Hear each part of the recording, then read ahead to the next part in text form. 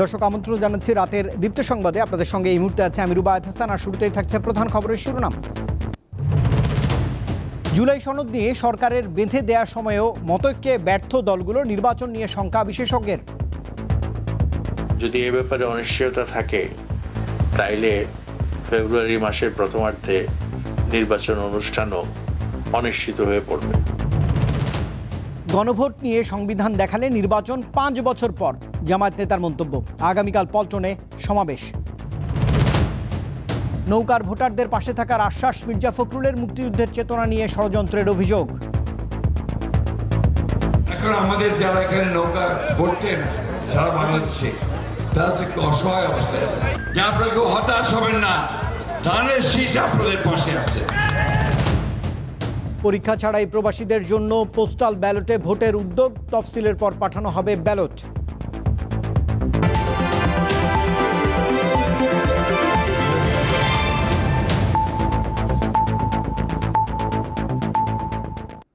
এবারে পুরো আয়োজন।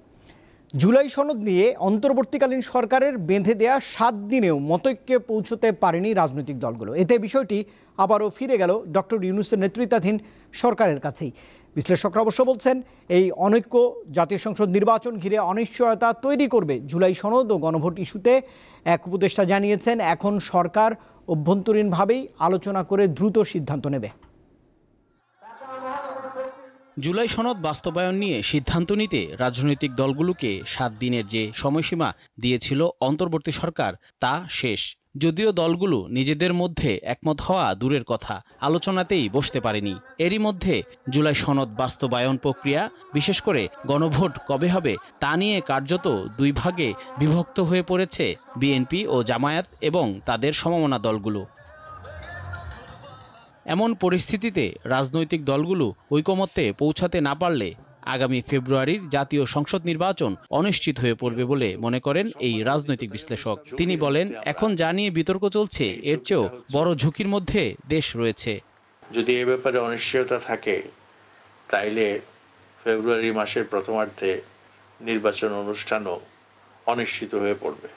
আমরা এখন যে জিনিস নিয়ে বিতর্কে লিপ্ত আছি তার চাইতে আরও বিশাল ধরনের ঝুঁকির মধ্যে আমরা আছি। রাষ্ট্রের নিরাপত্তা, জাতির নিরাপত্তা নিয়ে রাজনৈতিক দলগুলো কোনো চিন্তা ভাবনা করছে না। তার মতে রাজনৈতিক অনৈক্য দেশের শত্রুদের আরও উৎসাহিত করবে। যারা 24শে জুলাই অভ্যুত্থানের সমর্থনে দাঁড়িয়েছিল সেই সব রাজনৈতিক দলগুলোর মধ্যে অনৈক্য, এটা দেশের শত্রুদেরকেই উৎসাহিত করবে। সরকার এককভাবে সিদ্ধান্ত নিলে সেটা খুব বুদ্ধিমানের কাজ হবে না, এটা অনেকটা চাপিয়ে দেওয়ার মতো ব্যাপার হবে। আপ্রাণ চেষ্টা করতে হবে যে রাজনৈতিক দলগুলোকে এক জায়গায় নিয়ে আসার জন্য। বিষয়টি নিয়ে সোমবার সচিবালয়ে কথা বলেন বন, পরিবেশ ও জলবায়ু পরিবর্তন উপদেষ্টা। তিনি জানান, সরকার একটি সম্ভাব্য সমাধান মাথায় রেখে সবার সঙ্গে কথা বলে সিদ্ধান্ত নেবে। যেহেতু 7 দিন পার হয়ে গেছে, এখন সরকার বসবে, সরকার একটা সম্ভাব্য সমাধান মাথায় রেখে আমাদের সকলের সাথে কথা বলে একটা সিদ্ধান্তে উপনীত হবে, সেটা খুব দ্রুতই আপনাদেরকে জানিয়ে দেওয়া হবে। তিনি আরও জানান, নির্বাচন ঘিরে অস্থিরতা তৈরির অপচেষ্টা হলে সরকারের সর্বোচ্চ চেষ্টা থাকবে সেটাকে নিয়ন্ত্রণ করার। খোলা ছিল, এখনো এটা খোলা আছে, কিন্তু সরকার। জহুরুল মোহসান, দীপ্ত সংবাদ, ঢাকা। যারা বলে গণভোট সংবিধানে নেই, তারা মূলত ফ্যাসিবাদ আমলকে সমর্থন করে বলে মন্তব্য করেছেন জামাত ইসলামের সহকারী সেক্রেটারি জেনারেল হামিদুর রহমান আজাদ। সংবিধান মানতে হলে 2026 সালে নির্বাচন আয়োজন সম্ভব নয় উল্লেখ করে তিনি বলেন, সে অনুযায়ী 5 বছর পূরণের জন্য অপেক্ষা করতে হবে। সোমবার সন্ধ্যায় রাজধানীতে ইসলামী আন্দোলন বাংলাদেশের কেন্দ্রীয় কার্যালয়ে 8টি ইসলামী দলের বৈঠক শেষে যৌথ প্রেস ব্রিফিংয়ে এসব কথাই বলেছেন তিনি। এ সময় আরও জানিয়েছেন, জুলাই জাতীয় সনদ বাস্তবায়ন, গণভোট ও পিআর পদ্ধতিতে নির্বাচন সহ 5 দাবিতে আগামীকাল রাজধানীর পল্টনে সমাবেশ করবে 8টি ইসলামী দল।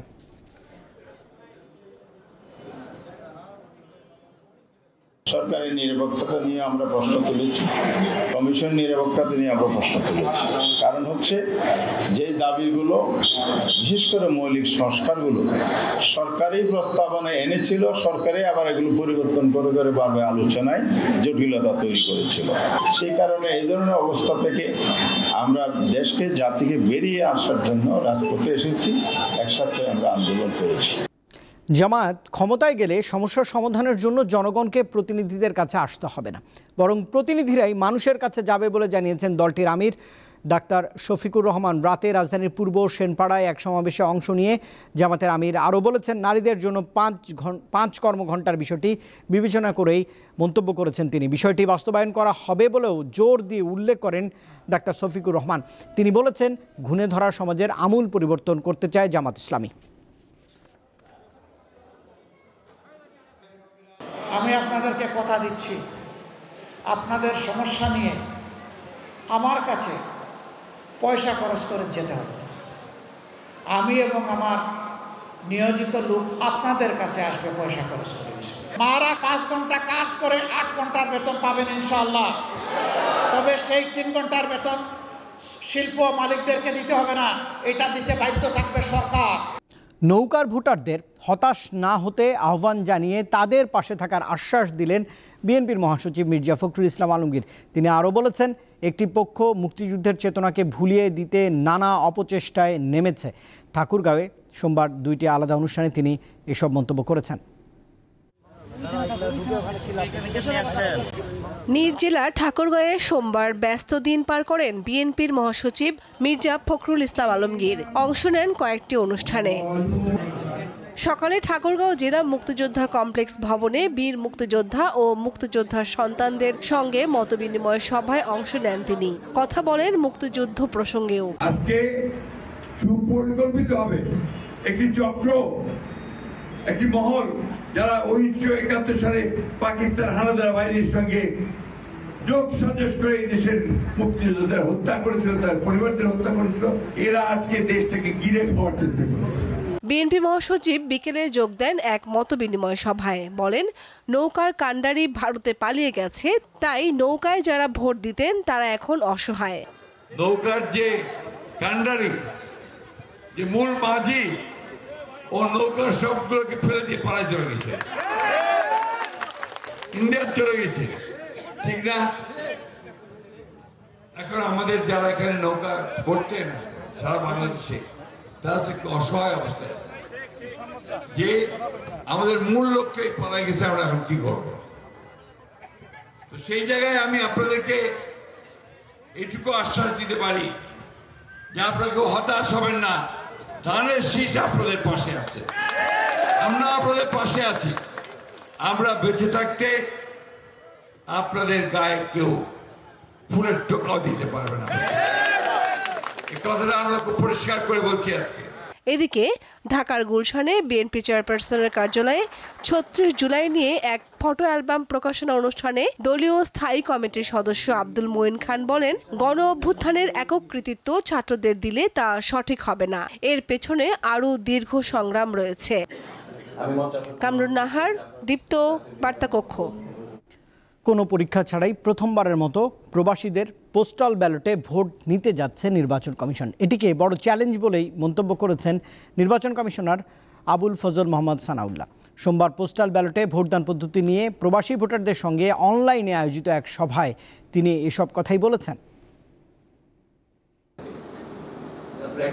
অন্তর্বর্তী সরকার ক্ষমতা গ্রহণের পরপরই আলোচনায় আসে প্রবাসী বাংলাদেশিদের ভোটদানের বিষয়টি। তাদের ভোটাধিকার বাস্তবায়নে অবশেষে 18 নভেম্বর উদ্বোধন হতে যাচ্ছে পোস্টাল ভোট নিবন্ধন অ্যাপ পোস্টাল ভোট বিডি। রাজধানীর আগারগাঁওয়ে নির্বাচন ভবনে পোস্টাল ভোট সম্পর্কিত সার্বিক তথ্য তুলে ধরতে ওশেনিয়া ও এশিয়া অঞ্চলের বাংলাদেশ দূতাবাসের কর্মকর্তা সহ প্রবাসীদের সঙ্গে অনলাইনে বৈঠক করে ইসি। এতে যোগ দিয়ে নির্বাচন কমিশনার আবুল ফজল মোহাম্মদ সানাউল্লাহ বলেন, তফসিল ঘোষণার পরই পোস্টাল ভোটের জন্য ব্যালটগুলো পাঠানো শুরু হবে। প্রবাসীরা ভোটের অন্তত 17 দিন আগে ব্যালট না পাঠালে ভোটটি নেওয়া সম্ভব হবে না বলে জানান তিনি। আপনাদেরকে ওয়েট করতে হবে ভোটের 21 দিন আগ পর্যন্ত, যেদিন প্রার্থী তালিকা চূড়ান্ত হবে সেই দিন গিয়ে আপনারা ভোট দিবেন। তার আগ পর্যন্ত এটা আপনাকে প্রিজার্ভ করে রাখতে হবে এবং ভোটটা দেওয়ার পরপরই 1-2 দিনের মধ্যেই এটা আবার ফেরত দিতে হবে, তা না হলে সময় মতো এসে পৌঁছাবে না। সবাইকে ভোটের গোপনীয়তা রক্ষার আহ্বান জানিয়ে তিনি বলেন, পোস্টাল ব্যালটের ডাকগুলো 100% নির্ভুলভাবে গন্তব্যে পৌঁছাবে কিনা তা নিয়ে সন্দেহের অবকাশ রয়েছে। ইন্টারন্যাশনালি কিন্তু এই ভোট সংগ্রহের সংখ্যা খুব একটা আশাব্যঞ্জক নয়। আমরা প্রবাসী বাংলাদেশিদের কাছ থেকে যে ধরনের রেসপন্স পাচ্ছি, আমাদের মিশন অফিস থেকে আমরা যে ধরনের সহায়তা পাচ্ছি, বাংলাদেশ সরকার সর্বতোভাবে এই ব্যাপারটাকে নিয়ে যেভাবে এগিয়ে নিচ্ছে এবং ইলেকশন কমিশন আমরা যে সহায়তা পাচ্ছি, আমরা আশাবাদী যে আমরা যে কোনো গ্লোবাল স্ট্যান্ডার্ডে আমাদের গ্লোবাল স্ট্যান্ডার্ডকে ছাড়িয়ে আমরা ভালো কিছু করতে পারবো। প্রতিটি পোস্টাল ভোটের জন্য খরচ হচ্ছে 700 টাকা। শিউলি শবনম, দীপ্ত সংবাদ, ঢাকা। 11তম গ্রেডের আশ্বাসে চলমান আন্দোলন প্রত্যাহারের ঘোষণা দিয়েছেন সরকারি প্রাথমিক স্কুলের শিক্ষকরা। সচিবালয়ে বিকেলে বৈঠক শেষে রাতে এমন ঘোষণা দেন তারা। এর আগে 3 দাবিতে গত কয়েকদিনের মতো আজও শহীদ মিনারে অবস্থান কর্মসূচি পালন করেন সরকারি প্রাথমিক বিদ্যালয়ের সহকারী শিক্ষকরা। 10ম গ্রেড বাস্তবায়ন সহ 3 দফা দাবিতে শনিবার থেকে প্রাথমিক শিক্ষকদের দাবি বাস্তবায়ন পরিষদ রাজধানীর কেন্দ্রীয় শহীদ মিনারে অবস্থান কর্মসূচি শুরু করে। ওই দিন পুলিশি নির্যাতনের পর সারা দেশে লাগাতার কর্মবিরতি শুরু করেন শিক্ষকরা। সহকারী শিক্ষকদের 10ম গ্রেড দেওয়া, 10 বছর ও 16 বছর পূর্তিতে উচ্চতর গ্রেড দেওয়া সংক্রান্ত সমস্যার সমাধান এবং শতভাগ বিভাগীয় পদোন্নতির দাবিতে 3 দিন ধরে চলছে আন্দোলন। শিক্ষকরা জানান, দাবি না মানলে ঘরে ফিরে যাবেন না তারা। আমাদের গ্রেড 13, আমরা এই গ্রেড মানি না। আমাদের অন্যান্য সহকর্মী, অন্যান্য জবে যারা আছেন তারা আজকে 10ম, 9ম, 8ম গ্রেডে আছেন, তাহলে আমরা কেন পাবো না? 12 গ্রেডের চাকরি করে আমার ড্রাইভার, আমার ডিপিও ড্রাইভার 12 গ্রেডের চাকরি করে, আর আমি 13 গ্রেডের চাকরি করি। এর চাইয়ে দুঃখজনক আর কিছু হতে পারে না। সামনেই কড়া নাড়ছে বার্ষিক পরীক্ষা। এ অবস্থায় ক্ষতিগ্রস্ত হচ্ছে প্রাথমিকের লাখ লাখ শিক্ষার্থী। এ বিষয়ে শিক্ষকরা জানান, তারাও ক্লাসে ফিরে যেতে চান, তবে তাদের অধিকার নিশ্চিত করে। এই সরকারের কাছে আমরা আকুল আকুতি জানাই যে আমাদেরকে অনতিবিলম্বে আমাদের দাবিগুলো পূরণ করে আমরা যেন আমাদের বাচ্চাদের মাঝে ফিরে যাই। আমাদের কষ্ট হচ্ছে যে আমরা এখানে অবস্থান করছি। আমরা ফিরে যেতে চাই আমাদের সেই শিক্ষার্থীদের কাছে। আমাদের পাঠদান ব্যাহত করে আমরা এখানে থাকতে চাই না। সারা দেশেই প্রাথমিকের শিক্ষকদের কর্মবিরতি চলায় বন্ধ রয়েছে শ্রেণী কার্যক্রম। দিলশা দানি, দীপ্ত সংবাদ, ঢাকা। নিরাপদ খাদ্য নিয়ে চরম সংকটে ভোক্তারা। দেশে দীর্ঘদিনের এই সমস্যায় নতুন যুক্ত হয়েছে রং মেশানো মথ ডাল। ভারত থেকে আমদানির পর এতে রং মিশিয়ে ভোক্তার কাছে মুগ ডাল হিসেবে বিক্রি করছেন কিছু অসাধু আমদানিকারক ও বিক্রেতা। এতে বেশি মুনাফা লাভ এসব অসাধু বিক্রেতার অন্যতম উদ্দেশ্য বলেই জানা গেছে। আর এতে চরম স্বাস্থ্য ঝুঁকিতেও পড়ছেন ভোক্তারা। ভারতসহ বিশ্বের বিভিন্ন দেশে উৎপাদন হয় মথ বীজ বা ডাল, যা বেশ কিছুদিন থেকেই বাংলাদেশের বাজারে নাম বদলে বিক্রি হচ্ছে মোটা মুগ ডাল হিসেবে। সম্প্রতি ভোক্তার অভিযানের পর থেকেই আলোচনায় আসে রং মেশানো এই মুগ ডালের। চলুন জেনে নেই মথ ডালের ক্ষতিকারক দিক বা বর্তমান বাজার পরিস্থিতি। রাজধানীর বিভিন্ন বাজার ঘুরে 2 ধরনের মুগ ডালের সন্ধান মেলে। দেখতে একটু ফ্যাকাশে ও আকারে ছোট জাতেরটি হলো দেশি মুগ ডাল, অন্যটি দেখতে চকচকে আকারে বড়, যা মোটা বা ভারতীয় মুগ ডাল নামে বাজারে বিক্রি হচ্ছে। প্রতারণার ফাঁদ এখানেই। এই মোটা মুগ ডাল মূলত মথ বীজ থেকে তৈরি, যা মথ ডাল নামেই পরিচিত। দেশে মুগ ডালের চাহিদা মেটাতে উৎপাদনের পাশাপাশি ভারত থেকে আমদানি করা হয়। জাতীয় রাজস্ব বোর্ডের তথ্যানুযায়ী গত 2024-25 অর্থবছরে মুগ ডাল আমদানি হয় 10,961 টন। বিপরীতে মথ বীজ আমদানি হয় 21,891 টন। বিপুল পরিমাণে এই মথ বীজ আমদানি হলেও বাজারে এই নামে কোনো পণ্যের বিক্রি নেই। এনবিআরের তথ্য অনুযায়ী চলতি অর্থবছরে মুগ ডাল আমদানিতে কেজি প্রতি দাম পড়েছে $1.09 বা 133 টাকা। মথ ডাল আমদানি হয় কেজি প্রতি 85 সেন্ট বা 104 টাকায়। অর্থাৎ মুগ ডালের চেয়ে মথ ডাল আমদানিতে কেজিতে 29 টাকা কম পড়ছে। বাজারে বিক্রেতাদের সঙ্গে কথা বলে জানা যায়, মূলত আমদানিকারকরাই মথ ডালে রং মিশিয়ে মুগ ডাল নামে প্রতারণা করছে। যারা বাইরের থেকে ইনপুট করে আনে, যদি ওইখান থেকে অগরে ধরে যে না তোমরা এটা রং মিশাইও না, যেরকম আছে মার্কেটে এরকমই পাঠাও, তখন আমরা ওরকমই বেচতে পারবো। আমাদের দেশে যে মুগ ডালটা হয় এটাতে আমাদের দেশে কন্ট্রোল করতে পারে না। তো বাইরে তো আমদানি করার পরে রং মিস করে, রং মিস করলে কোয়ালিটিটা একটু সুন্দর হয়, সুন্দর হওয়ার পরে এটা বাজারে সাপ্লাই দেয়। কিছু কাস্টমার আছে সাদা দেখলে নিতে চায় না, যেটা কালার বেশি ওইটা মনে করে যে ভালো, ওই হিসাবে ওইটাই নেওয়ার চেষ্টা করে সবসময়। সম্প্রতি ভোক্তা অধিদপ্তরের অভিযানে এই মদ ডালে রঙের উপস্থিতি পাওয়া যায়। ক্রেতাদের আকৃষ্ট করতে যে টার্ট্রাজিন নামের রং ব্যবহার করা হচ্ছে তা মানবদেহে ক্যান্সারের ঝুঁকি বাড়ায়, পাশাপাশি লিভার ও কিডনিতে মারাত্মক প্রভাব ফেলে।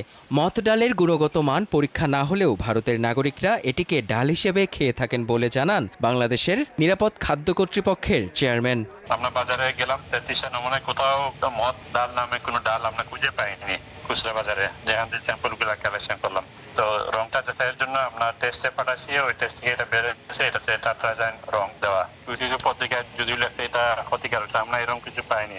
মদ ডাল মানুষের খাবার হিসাবে ইন্ডিয়ায় ব্যবহার করা হচ্ছে। মদ ডাল খাওয়া যাবে, মদ ডালটাকে মদ ডাল হিসাবে বিক্রি করুক, সেটা আমাদের কোনো সমস্যা নাই। মদ ডালটাকে রং দিয়ে মুগ ডাল হিসাবে যেন বিক্রি না হয়। মুগ ডাল হিসেবে নাম বদলে বিক্রি বন্ধ ও মদ ডালের আমদানি নিয়ে সরকারকে সতর্ক অবস্থান নেয়ার আহ্বান কনজিউমার্স অ্যাসোসিয়েশন অব বাংলাদেশের। এই যে রং মিশানো হইতেছে ডালটা, এটা কিন্তু আমাদের মানব দেহের জন্য খুবই ক্ষতিকর। সুতরাং এটা থেকে রক্ষা করার জন্য ডালটা যেই নামে আনা হইতেছে সেই নামে বিক্রি করা হোক, আমাদের সাথে যেন পণ্য বিক্রি ক্ষেত্রে যেন কোনো প্রতারণা না করে। এছাড়াও ক্ষতিকারক রং খাদ্যপণ্যে ব্যবহারে নিয়ন্ত্রণ আনা জরুরি বলে মত সংশ্লিষ্টদের। মেহেদী হাসান, দীপ্ত সংবাদ, ঢাকা। রাজধানীর সকল গির্জাসহ অন্যান্য ধর্মীয় প্রতিষ্ঠানের নিরাপত্তা জোরদার করা হয়েছে বলে জানিয়েছে প্রধান উপদেষ্টার প্রেস উইং। সোমবার বিকেলে গণমাধ্যমে পাঠানো এক বিবৃতিতে এমন তথ্য জানানো হয়েছে। বিবৃতিতে বলা হয়েছে, আন্তঃধর্মীয় ঐক্য ও সাম্প্রদায়িক সম্প্রীতি রক্ষায় অন্তর্বর্তী সরকার দৃঢ় প্রতিজ্ঞ। ধর্মীয় সহাবস্থানে কোনো রূপ বিঘ্ন ঘটানোর প্রচেষ্টা হলে আইনের সর্বোচ্চ প্রয়োগ করা হবে। এর পাশাপাশি রাজধানীতে সম্প্রতি ককটেল হামলার ঘটনায় 28 বছর বয়সী এক যুবককে গ্রেপ্তার করার কথাও জানানো হয়েছে প্রেস উইংয়ের পক্ষ থেকে। ঢাকা মেট্রোপলিটন পুলিশ তাকে গ্রেপ্তার করে। প্রাথমিক তদন্তে তাকে নিষিদ্ধ ঘোষিত ছাত্রলীগের সদস্য হিসেবে চিহ্নিত করা হয়েছে বলে দাবি প্রেস উইংয়ের।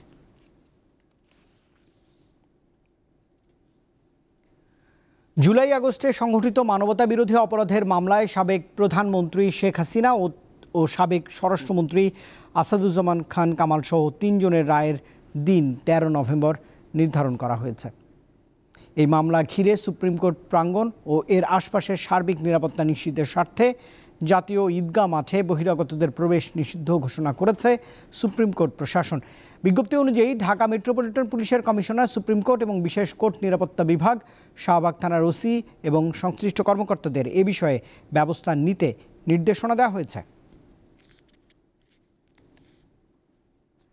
আগামী 3 মাসের মধ্যে দেশে ডিজিটাল ব্যাংকিং সেবা চালু করতে চায় বাংলাদেশ ব্যাংক।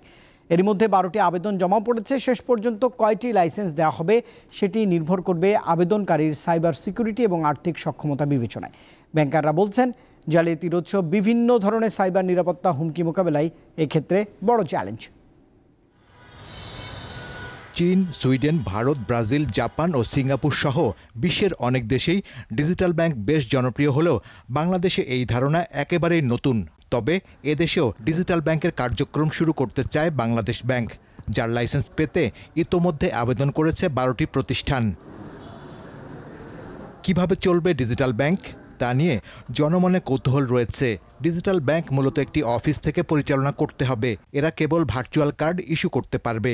সেবা দিবে অ্যাপসের মাধ্যমে, থাকবে না কোনো বুথ কিংবা কার্ড।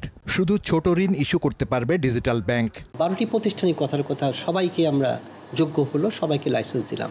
ব্রেক ইভেন পয়েন্টে আসতে যদি 3, 4, 5 বছর লেগে যায় কথার কথা, এই 5 বছর পর্যন্ত আপনি এই ব্যয় নির্বাহ করে এই ব্যবসা কন্টিনিউ করতে পারবেন কিনা এটা তো আমাদের যাচাই করতে হবে। কটেজ, মাইক্রো, স্মল, মিডিয়াম এন্টারপ্রাইজকে টার্গেট করেই এই ডিজিটাল ব্যাংকিং কার্যক্রম পরিচালনা করে। সেখানে ব্যাংকাররা বলছেন, বর্তমানে দেশের প্রায় 50% মানুষ ব্যাংকিং সেবার বাইরে। এ অবস্থায় আনাচে কানাচে ছড়িয়ে থাকা ব্যাংকিং সেবার বাইরে থাকা মানুষকে এর আওতায় আনা সম্ভব হবে। তবে এক্ষেত্রে লেনদেনে অর্থের সুরক্ষায় কেন্দ্রীয় ব্যাংকের নজরদারি জোরদার রাখার পরামর্শ তাদের। এরকম একটা পপুলেশন যেখানে একটা মেজর পার্ট এখন পর্যন্ত শিক্ষিত না, তার উপর ডিজিটালি শিক্ষিত না, পাসওয়ার্ডটা কীভাবে ফিক্স করতে হবে, পাসওয়ার্ডটা যে শেয়ার করা যাবে না, এই পাসওয়ার্ডটা যে সবসময় গোপন রাখতে হবে, এই লিটারেসিগুলো কিন্তু এখন পর্যন্ত আমরা রুট লেভেলে এখন পর্যন্ত দিতে পারিনি। এই জায়গাটাই একটা বিগেস্ট চ্যালেঞ্জ হবে, আর রেসপন্সিবিলিটিটা অ্যাকচুয়ালি এটা সবারই। বাংলাদেশ ব্যাংক 2023 সালের 14 জুন ডিজিটাল ব্যাংকের নীতিমালা করে। নীতিমালা অনুযায়ী ডিজিটাল ব্যাংকের ন্যূনতম পরিশোধিত মূলধন হবে 300 কোটি টাকা। শাহরিয়ার ইমন, দীপ্ত সংবাদ, ঢাকা। জাতীয় বিশ্ববিদ্যালয়ের আইসিটি কারিকুলাম বাস্তবায়ন বিষয়ে প্রশিক্ষকদের জন্য আয়োজিত ট্রেনার্স ট্রেনিং কর্মশালার সমাপনী অনুষ্ঠিত হয়েছে। রাজধানীর তথ্য ও যোগাযোগ প্রযুক্তি বিভাগের সন্ধ্যায় এর আয়োজন করা হয়। Aspire to Innovate A2I programme এবং ইউনিসেফ বাংলাদেশের কারিগরি সহায়তায় কর্মশালাটি আয়োজন করে জাতীয় বিশ্ববিদ্যালয়। এতে বিশ্ববিদ্যালয়ের নির্বাচিত শিক্ষক, আইসিটি বিশেষজ্ঞ সহ কমপক্ষে 90 জন মূল প্রশিক্ষক অংশ নেন। উপস্থিত ছিলেন ডাক, টেলিযোগাযোগ ও তথ্য প্রযুক্তি মন্ত্রণালয়ের উপদেষ্টার বিশেষ সহকারী ফয়েজ আহমেদ তৈয়ব ও জাতীয় বিশ্ববিদ্যালয়ের ভাইস চ্যান্সেলর অধ্যাপক ASM আমানুল্লাহ সহ অন্যান্যরা। অনুষ্ঠানের শেষে অংশগ্রহণকারীরা প্রশিক্ষকদের হাতে সনদ তুলে দেওয়া হয়।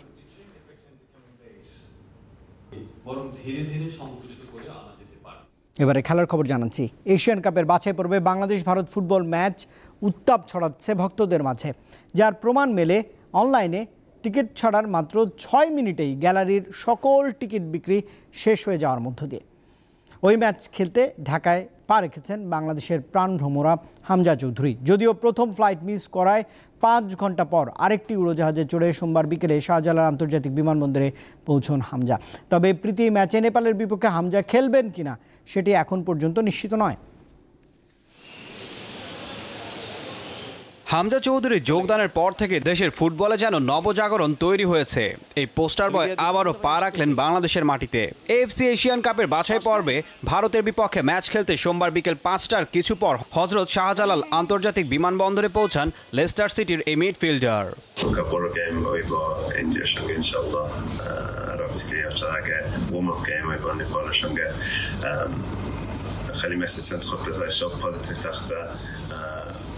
Obviously আমরা লাস্ট রিজাল্ট আমরা জিততাম ফার্স্ট দিন, বাট আমরা খুব প্রোগ্রেস দেখাইছি সবরা। ইনশাআল্লাহ ইন্ডিয়ার সঙ্গে আমরা জিতবো। নেপালের বিপক্ষে একটি প্রীতি ম্যাচ ও ভারতের বিপক্ষে এশিয়ান কাপের ম্যাচের জন্য প্রথমবারের মতো জাতীয় দলের ডাক পেয়েছেন 19 বছর বয়সী মিডফিল্ডার কিউবা মিচেল। এখন কেবল বাকি থাকলেন কানাডা প্রিমিয়ার লিগের ক্লাব ক্যাভালরি এফসির ফুটবলার সমিত সোম। তার ঢাকায় পৌঁছানোর কথা মঙ্গলবার রাতে। এএফসি এশিয়ান কাপের মূল পর্বে ওঠার লড়াই থেকে আগে ছিটকে পড়েছে বাংলাদেশ। সম্ভাবনা নেই ভারতেরও। তারপরও এটি বাংলাদেশ ভারত মর্যাদার লড়াই। আর হাই ভোল্টেজ এ ম্যাচের উত্তাপ এতটাই ছড়িয়েছে যে সোমবার দুপুর 2টায় অনলাইনে টিকিট বিক্রির শুরুর মাত্র 6 মিনিটে শেষ হয় সব টিকিট। আগামী 18 নভেম্বর ঢাকা জাতীয় স্টেডিয়ামে মুখোমুখি হবে বাংলাদেশ ও ভারত। ঈশান হাসান, দীপ্ত স্পোর্টস। 2 ম্যাচ সিরিজের প্রথম টেস্টে মঙ্গলবার সিলেট আন্তর্জাতিক ক্রিকেট স্টেডিয়ামে বাংলাদেশের মুখোমুখি হবে আয়ারল্যান্ড। খেলা শুরু হবে সকাল 10টায়। আইরিশ সিরিজ দিয়েই 5.5 মাস পর টেস্ট ক্রিকেটে ফিরছে বাংলাদেশ জাতীয় ক্রিকেট দল। আর জাতীয় দলের কোচ হিসেবে অভিষেক হচ্ছে মোহাম্মদ আশরাফুলের।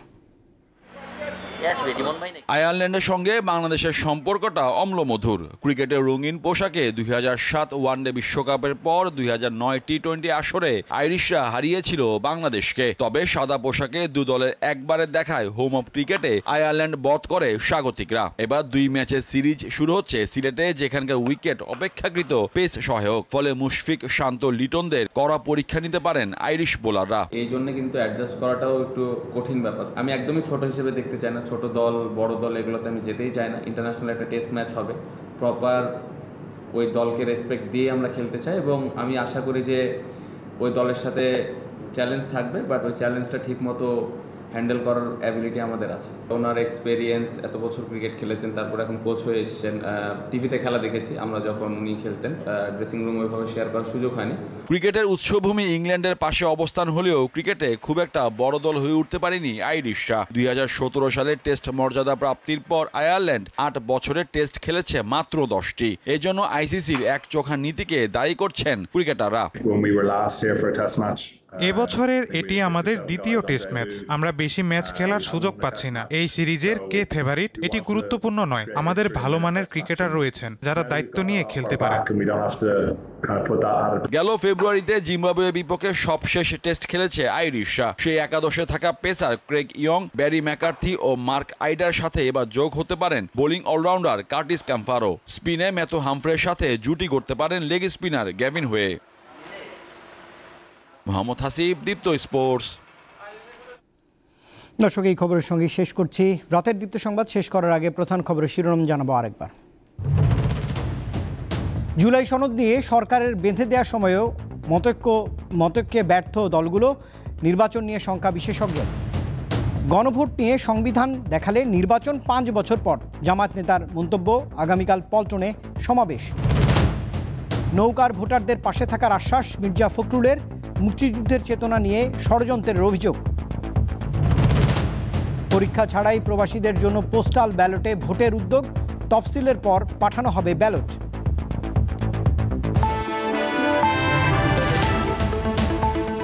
আর দর্শক, এই ছিল এখনকার মতো রাতের আয়োজনে। এতক্ষণ সঙ্গে থাকবার জন্য ধন্যবাদ সবাইকে। আরও তথ্য বিনোদনের জন্য যুক্ত থাকতে পারেন দীপ্ত টেলিভিশনের ডিজিটাল প্ল্যাটফর্মগুলিতে। শুভরাত্রি।